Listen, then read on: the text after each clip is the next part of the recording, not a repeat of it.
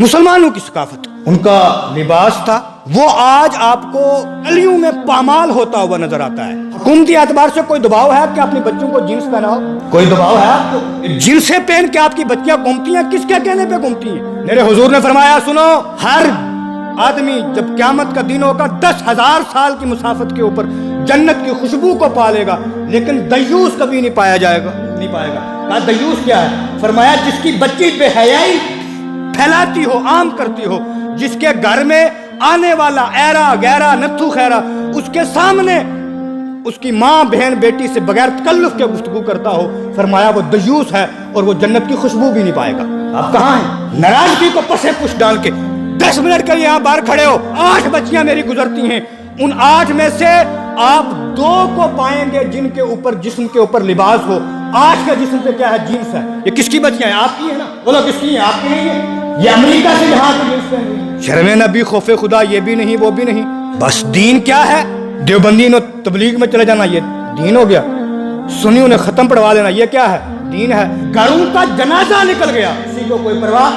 हुकूमत हिंद इजाजत देती है आप अपनी कौमी मजहबी जुबान की भी हिफाजत करें, आप अपनी सकाफत की भी हिफाजत करें।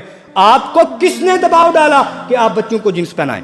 Who is the responsible? मुसलमान इतने बाशऊर हैं कि तकरीर के लिए भी इनको लज्जत चाहिए। क्या चाहिए? गाजर का हलवा है तो भी क्या चाहिए?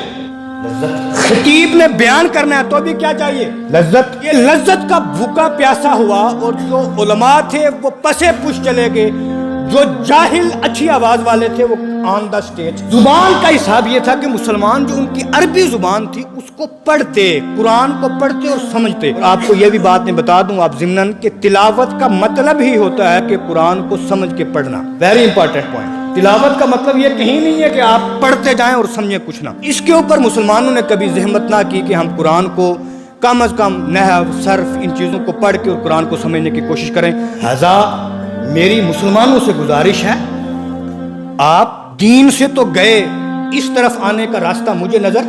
वो इकबाल ने कहा है कि नहीं मायूस इकबाल अपनी कश्ते वीरा से, जरा नम हो तो ये मिट्टी बड़ी जरखीज है साकी। मैं कहता हूँ इकबाल कुर्बान जाऊं तेरे कदमों के ऊपर, लेकिन ये मिट्टी इतनी जरखीज नहीं रह गई है, जब तक इसके ऊपर लोहे का मज नहीं चलता ये कुछ उगा नहीं सकती आप। वो इकबाल का दौर था। 1904-05 में गया, 6-7 तक बरतानिया में और यूनिवर्सिटी में रहा, वापस आया और उसने कहा मुसलमान को मुसलमान कर दिया तूफान मगरब ने। वो इकबाल ने कोई और बात की है।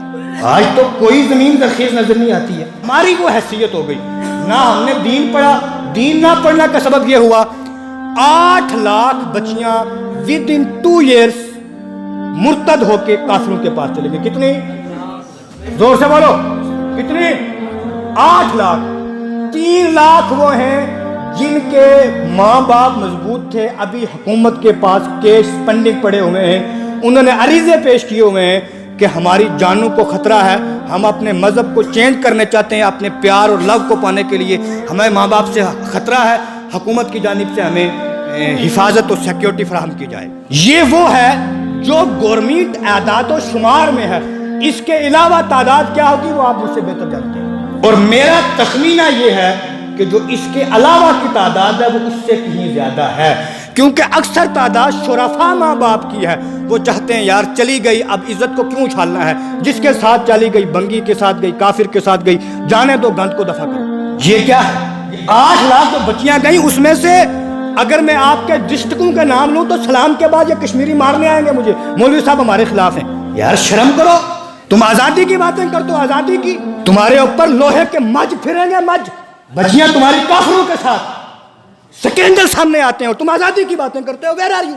फिर कहते हो हमारे ऊपर जालिम और जाबिर बादशाह मुसल्लत नहीं, ये तुमने मुसल्लत किया है। मेरे हुजूर ने फरमाया जब कोई कौम उलमा से दूर चली जाती है, अल्लाह पाक उनके ऊपर 3 चीजें 3 अजाब डालता है। उनमें से एक ये है माल की बरकत चली जाती है, दूसरा ये है कि अचानक की मौतें बढ़ जाती हैं। सल्लल्लाहु अलैहिम सुल्तानन जायरा, अल्लाह पाक उस कौम के ऊपर जालिम और जाबिर हुक्मरान को मुसल्लत करता है। ये किसका गुनाह है?